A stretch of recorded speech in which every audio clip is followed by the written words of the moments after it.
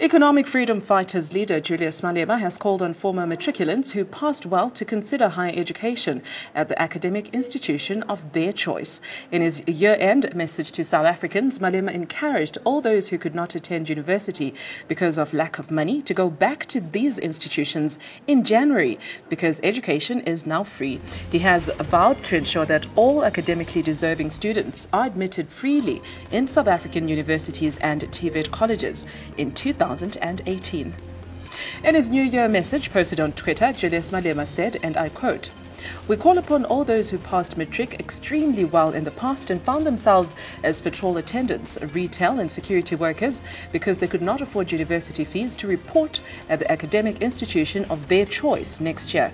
The EFF will be at the gates of all the learning institutions to ensure that priority is not only given to those who can afford to pay." Unquote. While Malema's call comes after President Jacob Zuma announced free higher education for 90% of all South African households earlier this month. The proposed phased-in approach to free fees only benefits the first year enrollments initially. Now joining us on the phone line for reaction on this story is political analyst Jackie Shandu. Jackie, compliments of the season. Thank you for joining us this afternoon. Your comments on Malema's call for former matriculants to line up for free higher education at any institution that they desire. Well, good afternoon to you. Good afternoon to the viewers of N7, and indeed wishing everyone a prosperous new year ahead. Well, these are very disturbing, very demagoguing, populistic, completely irresponsible remarks from someone who's supposed to be a leader in this country, who has an influence on young people. We welcomed the announcement that was made by the President of the Republic, President Jacob Zuma, which was supported by the ANC conference outcomes in terms of committing to begin the process of converting loan schemes to bursaries as well as granting newcomers those bursaries. But of course there must be processes in place to roll out this process. Now what Julius is clearly pushing for is a certain element of instability, that is just going to plunge higher institutions into massive chaos when the year begins. And these are the sort of circumstances that really excite opposition parties because it gives them an opportunity to grandstand and again to funnel these sort of very populistic demands and campaigns. And it's that kind of opportunistic statement to make. We are waiting.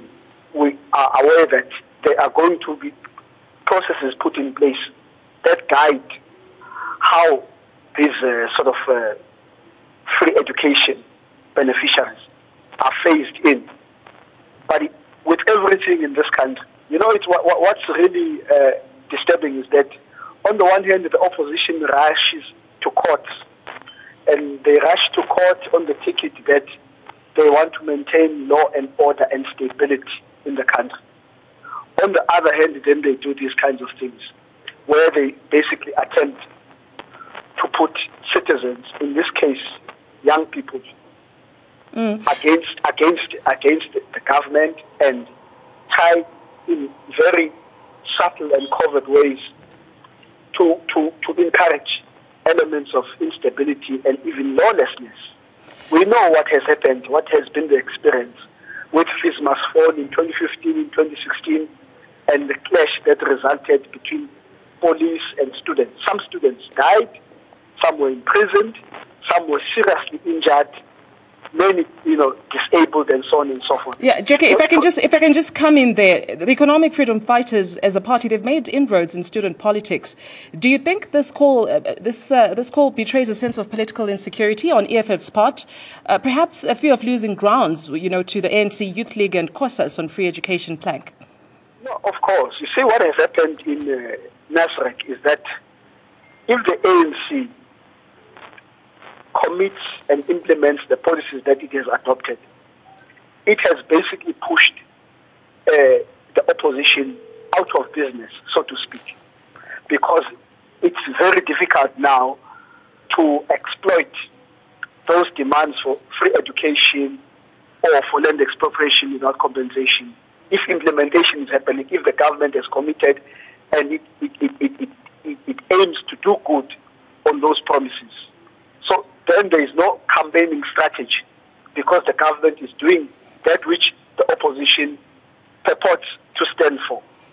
But what is happening now is that government is not being given space and time to put the infrastructure, the processes in place so that this can be a smooth process. Universities are able to absorb the newcomers. They are able to convert also the loan schemes into bursaries. It's not something that can just happen haphazardly, like Julius is, suggesting. But of course, this is how he has become a brand himself in the South African political landscape. Yeah, and it brings me to my next question. It has become a trademark, I suppose, for the EFF to offer what they call radical solutions without necessarily testing the sustainability. Take, their stand on land grab as another example. Yeah. Well, look, land expropriation without compensation is a radical and a progressive policy position that must be implemented, but there must be administrative, legislative, and legal processes in place that facilitate it. It's not something that you are going to announce on today and tomorrow it's happening. It's a guided, and it operates within the framework of the Constitution of the Republic, which the EFF in particular always claims to be in defense of. Now, I don't know how it is in the spirit of defending the Constitution and law and order to, again, mobilize students to become somewhat ungovernable with clear elements of hooliganism to make demands. Because what would have been responsible to say was that the expectation must be met and we are going to give government space, but we want this commitment to be met at the beginning of next semester. Not to unleash students and say, go and cause chaos. Of course, we know that the ruling classes in this country are against implementation of free education because education is a commodity that they get to sell and profit from. So, but you don't want all those opportunistic elements to say, look, it's not working. We said it could not work. We had reports. You see, the hypocrisy of public intellectuals, of think tanks and opinion makers in this country is that 2 years ago they claimed to be on the side of students. They came out in the public domain and said government can provide free education. When President Zuma finally commits to that cause, it's the same people who come out and say it can't happen, it can't be done, where will the money come from? So you see that there is no intellectual integrity, there's no morality, there's no honesty, there's nothing. It's just clear politicking to continue to confuse people, to continue to cause chaos, because certain elements do thrive under conditions of chaos. Yeah, we'll have to leave it there, Jackie. Thank you so much for that reaction. I will leave you to enjoy the last hours of 2017 there in peace. Jackie Shandu joining us on the phone line, giving us his reaction on the EFF leader, Julius Malema, having called on former matriculants who passed well to consider higher education at the academic institution of their choice.